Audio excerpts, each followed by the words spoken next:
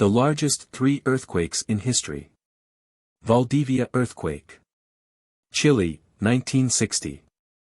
Recorded as the most powerful earthquake in history with a magnitude of 9.5.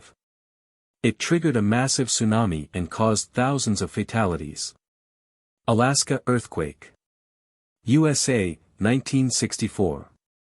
The strongest earthquake ever recorded in the United States, with a magnitude of 9.2.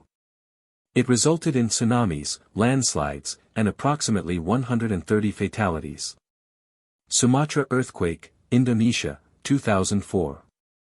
A magnitude 9.1 earthquake that triggered a devastating tsunami in the Indian Ocean, resulting in around 230,000 deaths.